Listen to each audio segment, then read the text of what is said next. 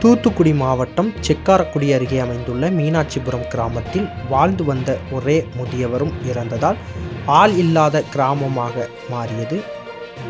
இந்த கிராமத்தில் பொதுமக்களுக்கு தேவையான அடிப்படை வசதிகளை செய்து கொடுத்து வீடு கட்டி கொடுத்தால் குடியேற தயாராக உள்ளோம் என அருகே உள்ள கிராம மக்கள் தெரிவித்துள்ளனர்.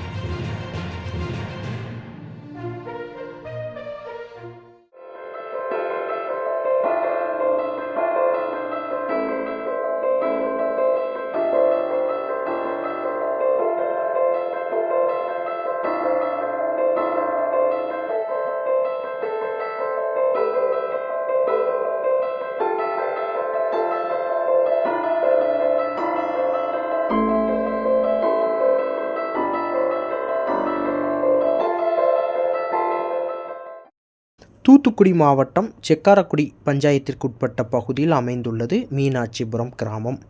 தனி வருவாய் கிராமமாக செயல்பட்டு வந்த மீனாட்சிபுரம் கிராமம் அருகே உள்ள செக்காரக்குடி, நடுச்செக்காரக்குடி, சொக்கலிங்கபுரம் ஆகிய கிராமங்களுக்கு தாய் கிராமமாக செயல்பட்டு வந்துள்ளது. அரசு கையேடுகளிலும் இவ்வாறு இருந்து வந்துள்ளது. கடந்த சில ஆண்டுகளுக்கு முன்புதான் செக்காரக்குடி 2 என மாற்றப்பட்டுள்ளது.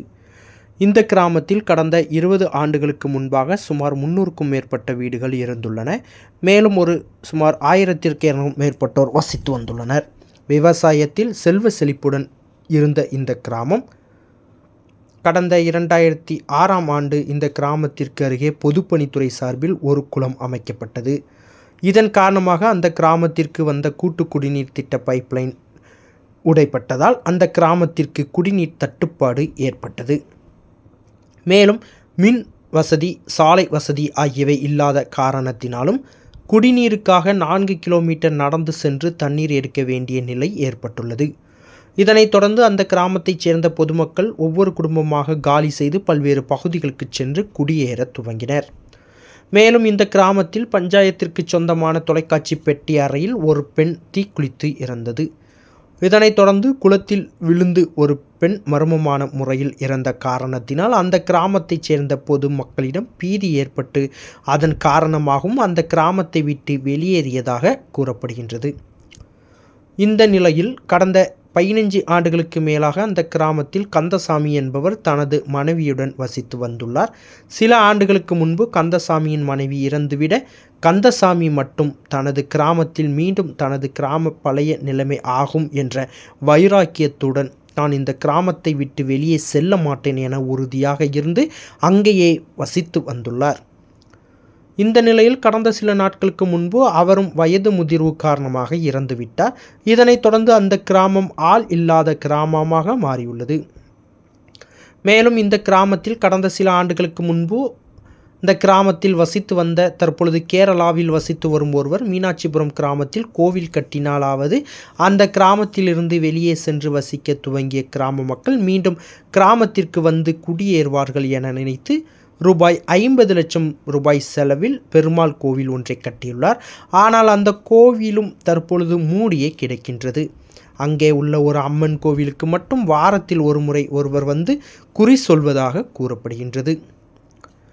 இந்த நிலையில் தற்பொழுது இந்த கிராமத்தில் மாடு வளர்ப்பவர்கள் தங்களது மாடுகளை இங்கே கட்டி வளர்த்து வருகின்றனர். இந்த கிராமத்தில் உள்ள வீடுகள் இடிந்து விழும் நிலையில் பாழடைந்து உள்ளது. மேலும் வீடுகளுக்கு முன் இணைப்பு உள்ளதால் மின் கணக்கெடுக்கும் கருவி இன்னும் இயக்கி கொண்டுதான் உள்ளது. வீடுகளுக்கு 100 யூனிட் இலவசம் என்பதால் மின்சாரம் வாரியம் இதுவரை மின் இணைப்பு ஜெபிக்கும் நடவடிக்கையில் ஈடுபடாமல் இருப்பதாக கூறப்படுகின்றது. அந்த கிராமத்தில் உள்ள பஞ்சாயத்து பள்ளி பராமரிப்பின்றி புதர் போல் காட்சியளிக்கின்றது.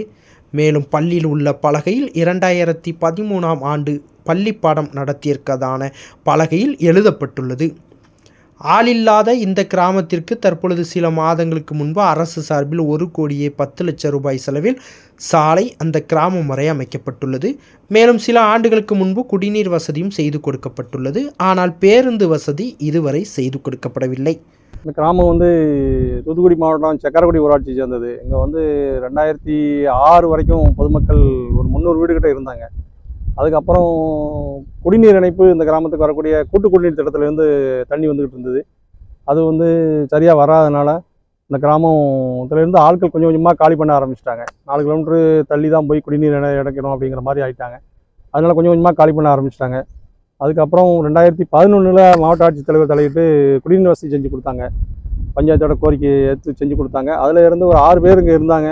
திரும்பி அவங்களும் கொஞ்சம் கொஞ்சமாக குறைஞ்சி கந்தசாமி நாயக்கர்னு ஒரே ஒரு ஆள் மட்டும்தான் அந்த ஊரில் இருந்தார். அவர் பிடிவாதமாக அந்த ஊர்லேயே இருந்தார்.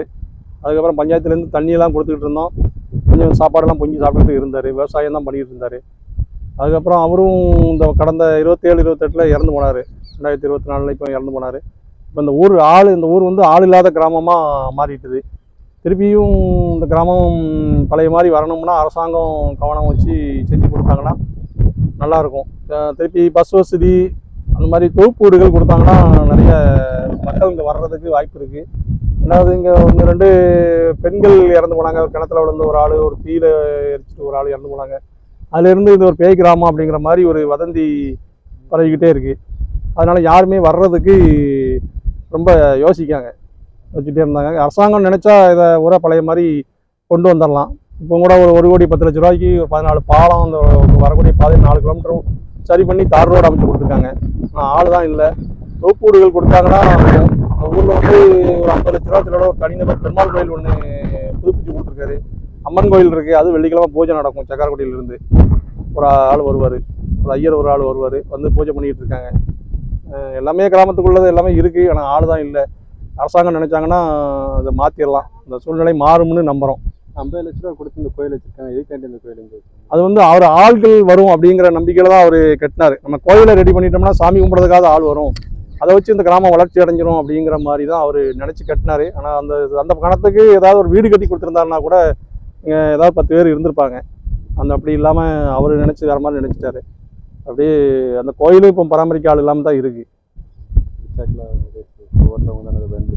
ஆமாம், அது இப்போ வந்து ஆடு மாடுகள் மேய்க்கிறவங்க அவங்களுக்கு இந்த இடம் தரிசாக இருக்கிறதுனால, சுற்றி ஒரு தரிசு தங்குறதுக்கு இடம் ஃப்ரீயாக இருக்கிறதுனால பள்ளிக்கூடம் அந்த மாதிரி இடங்களை பயன்படுத்தி அதில் தங்கிக்கிறாங்க. ஆடு மாடு மேய்ச்சிக்கிட்டு இருக்காங்க. ரேஸ் வண்டி அடிக்கிறவங்கலாம் மாடை கொண்டு வந்து போட்டு இங்கே வளர்த்துக்கிட்டு இருக்காங்க. அந்த மாதிரி மக்களுக்கு தான் இப்போ பயன்படுத்திட்டு இருக்கு. அவங்களும் நிரந்தரமாக இருக்க மாட்டாங்க. ஒரு வாரம் 10 நாள் இருப்பாங்க, திருப்பி மாறிடுவாங்க. சரி, உங்கள் பேர்? என் பேர் வந்து ஐயம்பெருமாள், சக்காரக்குடி பஞ்சாயத்து தலைவர். மீண்டும் நம்ம கிராமம் செழிப்படையணுங்கிறது தான் எங்களோட ஆசை. எனவே ஆள் இல்லாத மீனாட்சிபுரம் கிராமத்தில் உரிய அடிப்படை வசதிகளை தமிழக அரசு மற்றும் மாவட்ட நிர்வாகம் செய்து கொடுத்தால், மேலும் தங்களுக்கு வீடு இல்லாத தங்களை போன்ற ஏழை மக்களுக்கும் தொகுப்பு வீடுகளை கட்டி கொடுத்தால் தாங்கள் அந்த கிராமத்தில் குடியேற தயாராக உள்ளதாகவும் அந்த கிராமத்தின் அருகே உள்ள கிராம மக்கள் தெரிவித்தனர். மீனாட்சிபுரம் எங்களுக்கு ஒரு தாய் கிராமம். அதனால தாய் கிராமம் போய் சொக்குலிங்கம், கீழத்துக்காரக்குடி, மேலத்துக்காரக்குடி, நடுத்துக்காரக்குடி எல்லாம் ஒரு தாய் கிராமம் மாதிரி இருந்தது. அதில் ஒரு 20 குடும்பம் இருந்து வாழ்ந்துக்கிட்டு இருந்தோம் நாங்கள். அதுக்கு இப்போ எங்களுக்கு கடுமையான நல்ல வசதி இல்லாமல் நாங்கள் அந்த ஊரை விட்டு வெளியேற்றி வந்துட்டோம். ஒரு வசதி இல்லாமல் பள்ளிக்கூடம் கிடையாது, கரண்ட் கிடையாது, தண்ணி கிடையாது முதல்ல. அதனால நாங்கள் அந்த ஊரை விட்டு வசதியாக வந்துட்டோங்க. அது நீங்கள் தயவு செய்து குடும்பத்தில் நீங்கள் ஒரு தேவையிலிருந்து ஒரு வீடு 10 வீடு கட்டியிருந்தா 10 குடும்பம் வந்து இருப்போம். இந்த வயசான தாத்தா? அந்த வயசான தாத்தா செத்து இப்போ 4 நாள் ஆச்சுயா. அவர் தான் இருந்தார் அந்த ஊரில், அவரும் செத்து போனார். மேலச்சக்கரக்குடி, நடுச்சக்கரக்குடி, கீழச்சக்கரக்குடி, சொக்குலிங்காபுரம், இந்த 4 கிராமத்துக்கும் தாய் கிராமம் வந்து மீனாட்சிபுரம். அந்த மீனாட்சிபுரத்தில் 20 வீடு 10-15 வருஷத்துக்கு முந்தி இருந்தாங்க. ஆனால் அந்த ஊரில் அடிப்படை வசதி எதுவும் இல்லாமல், பஸ் வசதி கிடையாது, ஸ்கூல் வசதி கிடையாது, கடைக்கு போக முடியாது, தண்ணி வசதி கிடையாது. தண்ணிக்கு போனால் சொக்குலிங்காபுரம் 3 கிலோமீட்டர் நடந்து போய் தான் குடிதண்ணி எடுக்கணும். அப்படி இருந்ததுனால ஆளுகள்லாம் அங்கிட்டு இங்கிட்டு போயிட்டாங்க. எங்கள் ஊர்லேருந்து 10-20 குடும்பம் வந்து இருந்துச்சு நடுச்சக்கரக்குடியில். இப்போ பஸ் வசதி மாத்திரம் கிடையாது, தண்ணி வசதி இருக்குது, ரோடு இருக்குது, ஸ்கூலு இருக்குது, எல்லாமே இருந்து ஒரு தாத்தா மொத்தம் 10 வருஷமா தனி மனுஷனாக இருந்தார். அந்த தாத்தா 4 நாளைக்கு முந்தி இறந்துட்டாரு. இப்போ கவர்மெண்ட்லேருந்து எங்களுக்கு வீடு கட்டி கொடுத்தா அந்த ஊருக்கு போவோம். எங்களுக்கு பஸ் வசதி மாத்திரம் கண்டிப்பாக செஞ்சு தரணும், வீடு வேணும். மேலச்சக்கரக்குடி எங்கள் ஊர்லேருந்து 4 கிலோமீட்டர் தூரத்தில் தான் மீனாட்சிபுரம்னு ஒரு ஊர் இருக்குது. அந்த ஊரில் 20 வருஷத்துக்கு முன்னாடி நிறைய வீடு இருந்துச்சு. இப்போ எந்த ஒரு வீடு எதுவுமே கிடையாது. 10 வருஷத்துக்கு முன்னாடி எல்லாரும் ஊரை விட்டு காலி பண்ணி போயிட்டாங்க. ஒரே ஒரு தாத்தா மட்டும் தான் இருந்தாங்க. அந்த தாத்தா 4 நாளைக்கு முன்னாடி தான் இறந்தாங்க. ஆனால் அப்போ தண்ணி வசதி, கரண்ட் வசதி, கடை எதுவுமே கிடையாது. இப்போ எல்லா வசதியும் இருந்து அந்த ஊர் வந்து காலியாக இருக்குது. ஆனால் இப்போ எல்லா வசதியும் வந்துட்டு எங்களுக்கு வீடு கட்டி தர மாதிரி இருந்தால் நாங்கள் அந்த ஊருக்கு எல்லாரும் போகிற மாதிரி இருக்கோம். ஆனால் யாரும் கட்டித்தரதுக்கு முன் வரல. எனவே ஆள் இல்லாத கிராமத்தில் மீண்டும் பல்வேறு வசதிகளை செய்து கொடுத்து கிராம மக்களை குடிபெயர செய்ய வேண்டும் என்பதே பொதுமக்களின் கோரிக்கை மற்றும் எதிர்பார்ப்பாக உள்ளது. கரம் செய்திகளுக்காக தூத்துக்குடியிலிருந்து இசக்கி ராஜாவுடன் மீரான். செய்திகளை உடனுக்குடன் தெரிந்து கொள்ள உங்கள் கரம் டிவியை சப்ஸ்கிரைப் செய்யுங்கள். அதோடு பெல் பட்டனையும் கிளிக் செய்யுங்கள்.